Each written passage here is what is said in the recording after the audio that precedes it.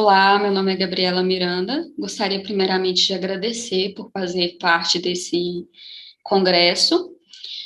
Atualmente eu sou mestranda no curso de Artes Visuais da UFMG e eu faço parte do grupo de pesquisa Memória das Artes Visuais em Belo Horizonte, que é coordenado pelo professor Rodrigo Vivas.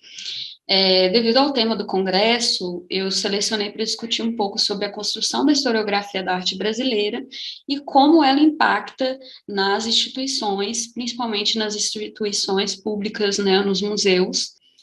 Bom, eu venho estudado sobre o pintor Aníbal Matos desde a graduação, então eu concluí a licenciatura com uma monografia falando um pouco sobre o papel dele como professor no ensino do desenho na cidade de Belo Horizonte. Ele foi professor na escola normal entre 1918 e 1937, e ali eu analisei um pouco sobre o pensamento dele a respeito do ensino do desenho, porque ele deu algumas palestras, né, participou de conferências sobre esse tema, e essas palestras e conferências foram depois publicadas na Revista do Ensino. Atualmente, no mestrado, eu vou discutir um pouco sobre o papel dele como articulador do circuito artístico na cidade, porque ele foi um dos primeiros a criar um ciclo anual de exposições na cidade. Então, o Aníbal Matos foi convidado a vir para Belo Horizonte por volta de 1917, e ele começou a organizar essas exposições após fundar a Sociedade Mineira de Belas Artes, que passou a criar as exposições que foram chamadas exposições gerais de belas artes. E essas exposições ocorreram por mais de uma década na cidade. Bom, falando um pouco sobre Aníbal Matos, eu vou exibir algumas imagens. Ele se formou no Liceu de Artes e Ofícios do Rio de Janeiro, e depois ele cursou, né, a Escola Nacional de Belas Artes. Essa situação dele como articulador de circuito, ela já vem desde ali do Rio, né? Ele, junto a outros artistas, fundaram ali o Centro Artístico Juventas, que promovia exposições paralelas às exposições que eram organizadas pela Escola Nacional de Belas Artes. Aqui nós temos uma foto do Aníbal Matos, né? E aqui é um aspecto de uma das exposições que foi organizada pelos irmãos Matos, né? Através desse Centro Artístico Juventas. Apesar disso, apesar dessa contribuição, a atuação do Aníbal Matos foi vista de uma forma com desconfiança, né? Uma forma bem negativa. Em primeiro lugar, pela associação dele com a Escola Nacional de Belas Artes. Então, esses primeiros estudos que foram produzidos ali entre a década de 80 e 90 tinham essa visão do embate, né, de oposição entre modernos e acadêmicos, né, vendo o acadêmico num sentido pejorativo, e que moderno só poderia ser aquilo que estava no padrão da Semana de Arte Moderna de 1922, né? E também, automaticamente, né, se o artista estudou na Academia Imperial de Belas Artes, ou, né, depois, posteriormente, Escola Nacional de Belas Artes, ele é tido como acadêmico. Isso, inclusive, significou até a ausência de análise das obras do Aníbal Matos, né? Então, ele passou a ser visto como esse artista que era financiado pelo Estado e que as obras dele eram retrógradas, né? E, inclusive, se fala em acadêmico como se fosse um estilo artístico. Esse é um debate que a gente já conhece, que desenvolve pesquisa sobre a arte entre os séculos XIX e XX.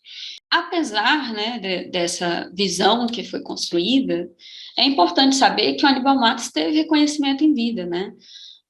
Atualmente, no mapeamento que eu fiz, só de matérias de jornal mencionando o artista, já deu mais de 480 matérias que eu localizei, que somam aí matérias sobre exposições que foram abertas, críticas sobre o trabalho dele, críticas sobre as exposições que ele participou, críticas sobre os livros que ele publicou, o próprio Aníbal Matos, às vezes, atuando como crítico nos jornais, né?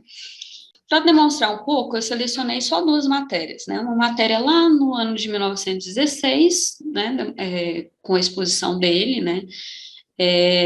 Onde é discutido um pouco sobre o trabalho dele nessa matéria, e aqui é mais para vocês verem aspecto de como era a exposição, né, o artista geralmente produzia muito, as exposições do Aníbal Matos eram sempre assim, às vezes centenas de obras, ele fazia exposição que às vezes tinha mais de 100 obras dele lá. E aqui uma matéria de 1952, que fala Aníbal Matos, em 1922, já era um artista moderno. Essa matéria, inclusive, é bem interessante, porque traz uma entrevista dele, né? Ele fala um pouco sobre o que ele pensa sobre a arte, né? Sobre como os percalços que ele passou para conseguir sobreviver como artista, né?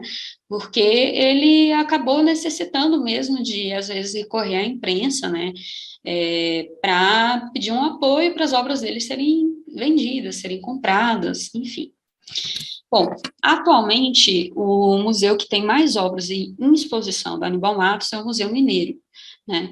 E para demonstrar como essa construção historiográfica sobre a arte do período, né, sobre o trabalho dele impacta no museu, eu estou demonstrando aí para vocês um banner que fica na primeira sala do museu. Essa sala fica no primeiro andar e ela foi uma sala organizada para homenagear Jane Milde e o Guignard.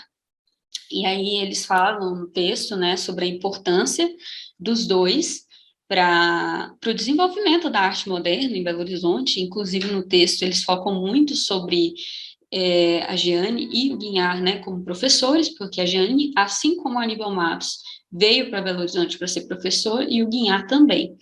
E aí no final do texto a gente tem esse trecho dizendo, em referência à sala que fica no segundo andar, que é a sala onde tem obras do Aníbal Matos, do Genesco Murta, do Belmiro de Almeida e do Nora Esteves, José Marques Campão e mais outros artistas. E aí o texto diz: em contraponto à sala das sessões, de vertente acadêmica, nessa sala estão presentes obras do movimento moderno, escolhidas pela importância da trajetória artística de seus autores ou por se destacarem entre os itens do acervo da instituição.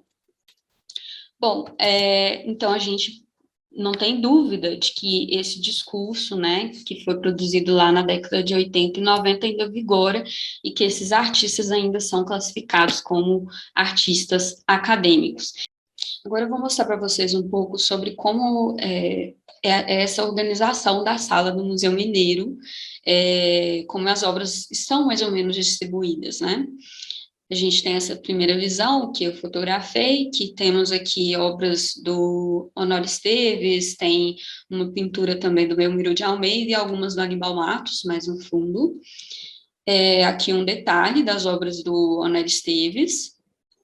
Aqui é a sala de entrada, então quando a gente entra, a gente já vê de início uma pintura do Genesco Murta, outra do José Marques Campão. Aqui está uma obra do Belmiro de Almeida do lado de algumas obras do Aníbal Matos, e o Aníbal Matos é o artista que tem mais obras nessa sala.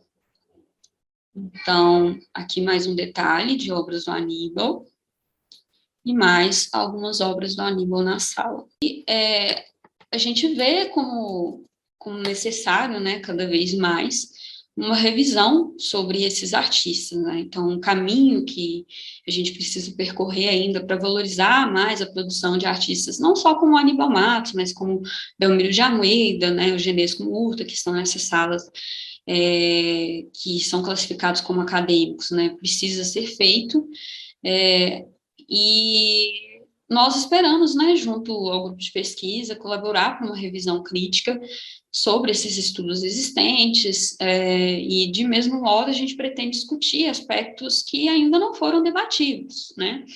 Por exemplo, a respeito do Aníbal Matos, a gente tem um conhecimento muito grande sobre pinturas dele, de paisagem, principalmente, né, ele foi muito conhecido como pintor de paisagem mineira, mas ele tem uma produção aí que ainda não foi estudada, que é uma produção de pintura de marinha, né? Além disso, como ele foi também escritor, né, ele publicou vários livros, esse trabalho dele como autor ainda também não foi analisado. Então, é, existe ainda muita coisa, né? A colaboração dele como crítico de arte, por exemplo, e a gente espera ali dar continuidade nesse trabalho.